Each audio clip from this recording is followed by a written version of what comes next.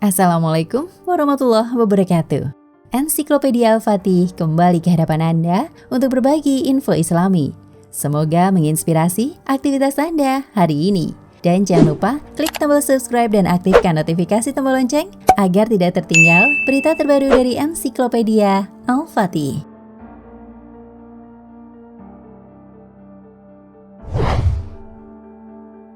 Alkisah di era kenabian Musa alaihi salam, hidup seorang pemuda tampan yang tinggal di sebuah desa tak jauh dari Bukit Tursina. Ia merupakan pemuda soleh yang mengikuti ajaran Nabiullah Musa. Suatu hari Nabi Musa mendapatkan wahyu kabar surga kelak. Beliau mendapat kalam bahwa ada seorang pemuda yang akan menjadi tetangga Nabi Musa di surga kelak. Allah pun kemudian menunjuk para pemuda soleh tersebut. Nabi Musa masih penasaran seperti apa amalan sang pemuda hingga diberikan rahmat Allah berupa surga. Bahkan tak hanya surga, si pemuda juga dijanjikan akan tinggal berdampingan dengan utusan Allah. Tentu hal itu sebuah keutamaan yang tak diberikan pada setiap orang meski soleh sekalipun. Sang utusan Allah pun memulai perjalanan demi mencari si pemuda itu. Beliau mencarinya dari satu desa ke desa yang lain, bertanya kepada para penduduk mengenai tempat tinggalnya. Hingga akhirnya bertemulah Nabi Musa dengan si pemuda.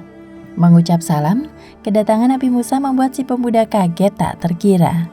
Ia tak pernah menyangka sang Nabi mendatangi rumahnya seorang diri. Namun pemuda itu juga dilanda kegalauan karena Nabi Musa datang saat itu, ia harus melakukan sebuah hajat. Sang pemuda itu pun kemudian meminta maaf kepada Nabiullah karena tidak dapat menjamunya. Ia pun izin keluar untuk melakukan aktivitas rutinnya. Nabi Musa memaklumi dan meminta agar diizinkan bertandang selama beberapa waktu. Maka sang Nabi Allah pun mengamati aktivitas si pemuda demi menjawab pertanyaan, amalan apa yang telah dilakukannya hingga mendapat kemuliaan menjadi tetangga Nabi di surga. Lalu Nabi Musa dibuat terperanjat ketika melihat si pemuda menggendong seekor babi besar yang ia simpan di rumahnya. Si pemuda itu bahkan memandikan babi itu dengan penuh belai kasih sayang. Usai dimandikan, babi itu dikeringkan, kemudian dipeluk dan diciumi oleh si pemuda. Hampir saja Nabi Musa menegur kelakuan si pemuda itu. Namun belum usai sampai di situ, usai merawat babi pertama, sang pemuda kembali mengeluarkan babi lain dari rumahnya. Hal yang sama pun dilakukannya pada babi kedua tersebut, memandikan, mengeringkan, memeluk dan menciuminya. Hingga kemudian dirawatlah kedua babi di dalam rumahnya. Usai melakukan aksi aneh dan menjijikkan tersebut, sang pemuda kembali menemui Nabi Musa.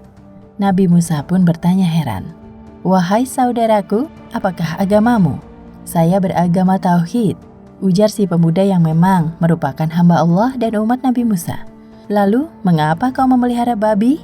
tanya Nabi Musa lagi. Jawaban sang pemuda pun mengagetkan. Ia berkata bahwa dua babi tersebut adalah kedua orang tuanya.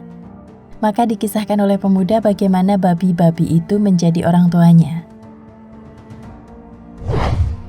Di suatu masa, ia melihat petir menyambar kedua orang tuanya. Sang pemuda sempat berpikir kedua orang tuanya tewas. Namun ternyata ia mendapati 2 ekor babi yang kemudian dibawa pulang dan dirawat dengan baik. "Ayah dan ibuku telah melakukan dosa besar hingga Allah mengganti wajah mereka dengan rupa babi," ujarnya. Meski ia tahu orang tuanya telah bermaksiat kepada Allah hingga mendapat azabnya, sang pemuda tetap bersedia merawat keduanya. Bahkan meski rupa ayah ibunya telah berubah menjadi babi, ia merasa tetap berkewajiban sebagai anak untuk berbakti kepada kedua orang tua. "Setiap hari aku berdoa kepada Allah agar mengampuni mereka dan mengembalikan wujud mereka seperti sedia kala. Namun Allah belum mengabulkan doaku," tutur si pemuda pilu. Setelah mendengar rangkaian kisah si pemuda, maka taulah Nabi Musa mengapa si pemuda mendapat keutamaan luar biasa saat di akhirat kelak. Keutamaan itu memang pantas didapatkan seorang anak yang sangat berbakti kepada ibu bapaknya.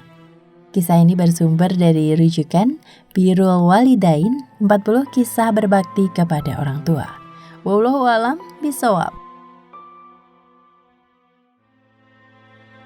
Nah, pemirsa Ensiklopedia Al-Fatih, sampai di sini perjumpaan kita kali ini.